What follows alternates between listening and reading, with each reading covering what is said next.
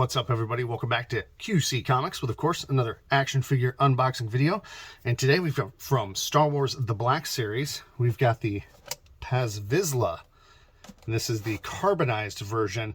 I was never able to actually find the regular version, so when I saw this at Target, I said carbonized it is. So there you get some glossy artwork on the side. Of course, you've got all your information on the back there. A little bit more artwork alongside that info, and that's pretty much everything. So we're going to go ahead and open this guy up, and hopefully it lives up to what it looks like from, you know, if you're an inbox collector. It looks pretty darn good inside the box, so hopefully it looks pretty darn good outside the box as well. So they got 4 pieces of tape on the top of this. All right. Oh, man. So right off the bat, you can just see how big his gun is. And this is one of the things that makes his character such a cool Mandalorian, is up until that point, we've never really seen like a heavy trooper for Mandalorians before. So a lot of detail, a lot of, like I said, you know, it is the carbonized version, so of course it's going to have that kind of shine to it. But that does look really cool. The gun itself, like I said, is massive. It's a unique mold. This does swivel on the back here. Yeah. Very excited about that. That is a very cool accessory. And let's pop Mr. Vizsla out of the box here.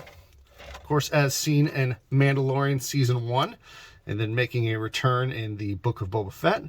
Got a cool Mandalorian logo on the side there of the old mythosaur.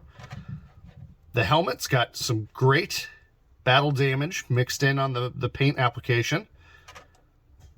I like his viewfinder. Very, very different from, you know, obviously Mando doesn't have one there, but, you know, Boba's is much kind of longer. And so yeah, very cool.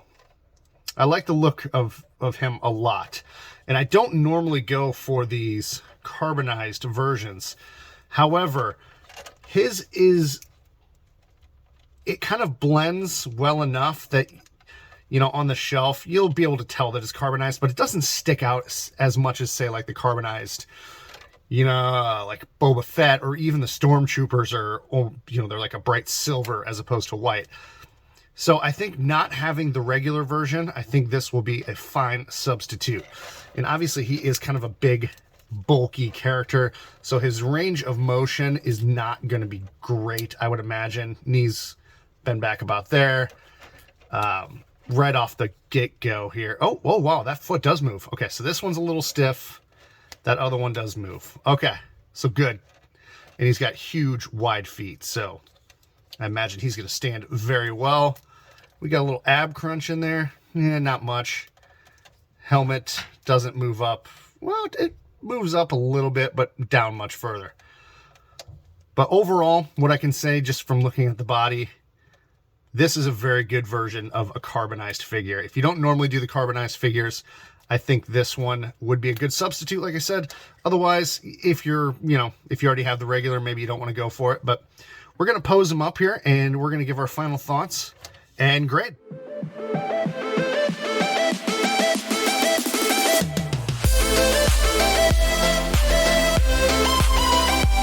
Okay, so there we've got Paz Vizsla posed up, ready to go. What do we think? I really do like this figure. This is, as I mentioned before, one that I think would be a fine stand-in.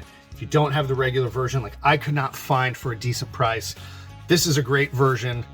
If you don't mind that kind of glossier, obviously the carbonized look. But I think overall, it blends really well with other figures on the shelf. I do love the gauntlets and the knee guards there, and the shin guards. That gold really pops off the blue. All the details and the battle damage and everything worked in there really adds to the aesthetic. And I like how it goes from black to kind of a silverish blue, and then to what's kind of a darker blue on the tip of the barrel there. Overall, and again, the jetpack is so cool. Yeah, this is a really good figure. I would definitely recommend it. He does. I kind of had to lean him forward a little bit because there's a significant amount of weight to that jetpack, so that will kind of make him want to fall backwards a bit. But that's to be expected. I mean, there's really not a lot of ways to get around that. So overall, I think this figure is, I think it's a solid 9 for me.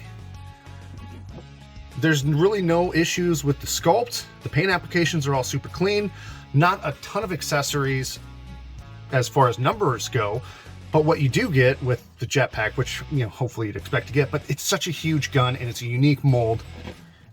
And I love the way it connects back to the jetpack. Yeah, overall, just a really cool figure. I definitely recommend it. I was able to pick this up for $27.99. Would I recommend it for that retail price? Absolutely. I wouldn't go too much over $30. It is a pretty hefty figure, so I do feel like you're getting quite a bit of bang for your buck. But, you know, it's a re-released carbonized figure, so, you know, would I recommend going too much over retail? Probably not, but that is up to the individual collector and whatever you want to do. So feel free to pick it up for whatever price you want, but I definitely say for the retail, it is worth it. It's a 9 for me, and I'm very, very happy with it. So if you see this at your Target, pick it up. Let me know what you think. Do you have this figure? Do you have the regular version of the figure? What do you think? Do you like one better than the other?